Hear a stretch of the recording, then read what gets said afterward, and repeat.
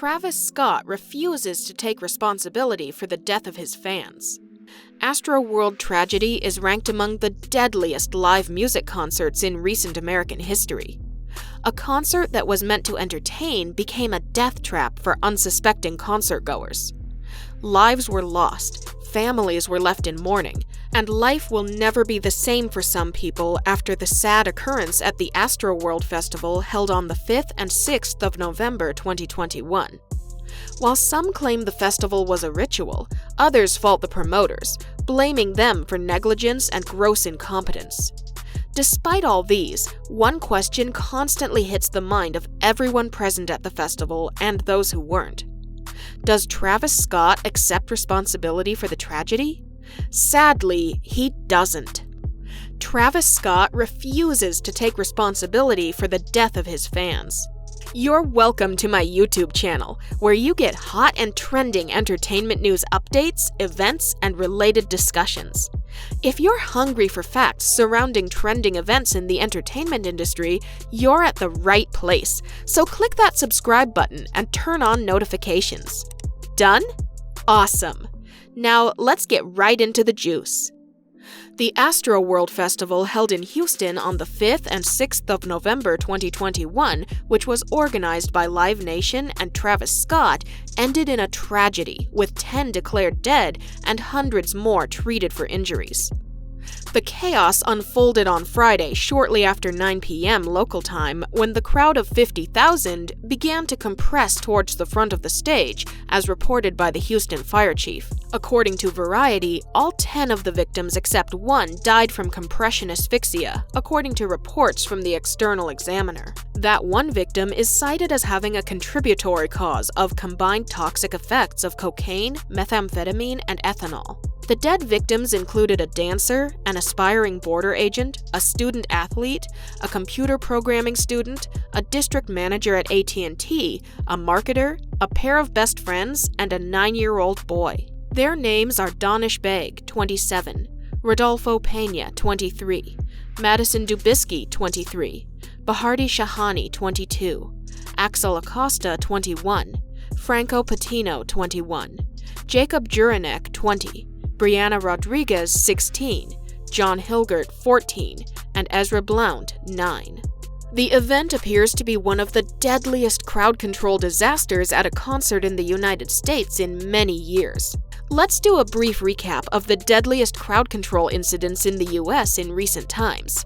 First, the 1979 Indiana State Fair concert. Here, a total of 11 fans were killed when there was a crowd surge as singer and actress Olivia Newton-John performed. In 1990, Ice Cube concert in Boston, Massachusetts also witnessed the death of 11 fans killed during a crowd surge. The DMX concert of 2004 recorded 7 tragic deaths, with 50 injured persons. The second to this last one occurred in 2016 at the Meadows Music and Arts Festival in New York City and recorded 22 casualties, with 59 injured persons. The deadliest crowd-related accident in American history is the collapse of a section of bleachers at the Indiana State Fair that killed 36 people in 1989. More than 140 lawsuits have been filed so far in the Astroworld tragedy, including a mass litigation suit brought by 1,500 concertgoers. Most of the cases allege the defendants, including Scott, were negligent and stood to gain from continuing the concert despite the crowd control problems.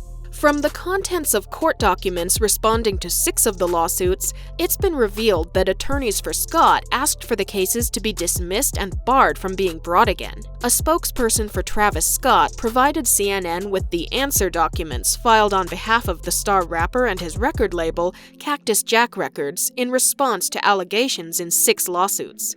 All 6 filings deny the allegations. Families of the victims reacted to this, calling out the rapper's actions as shameful.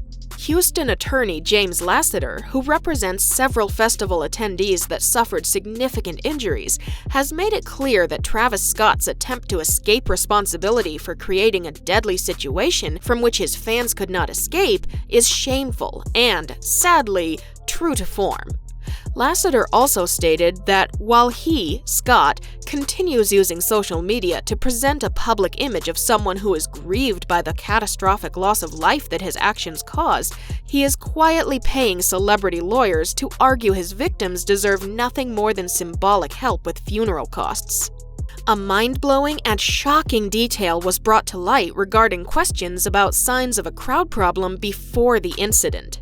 HPD Police Chief Finner, in a tweet on November 8th, said, "I had met with Travis Scott and his head of security for a few moments last Friday before the main event.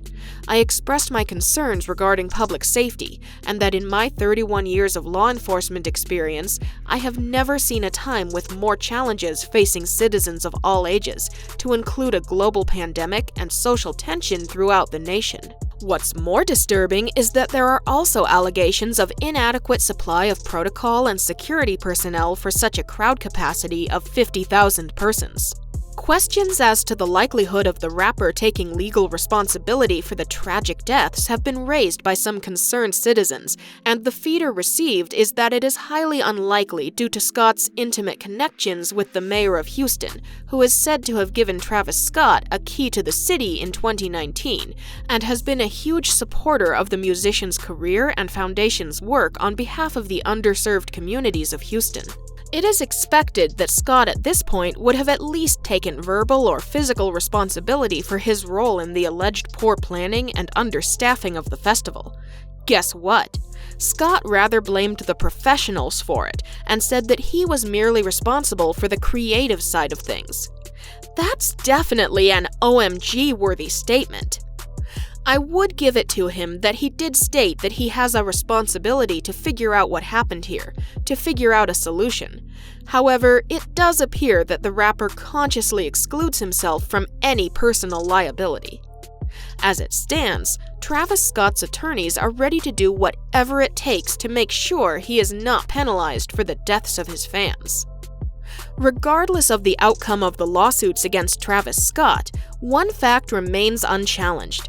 10 people among the 55,000 concertgoers went to the Astroworld festival in November, and they'll never get the chance to celebrate Christmas with their families again.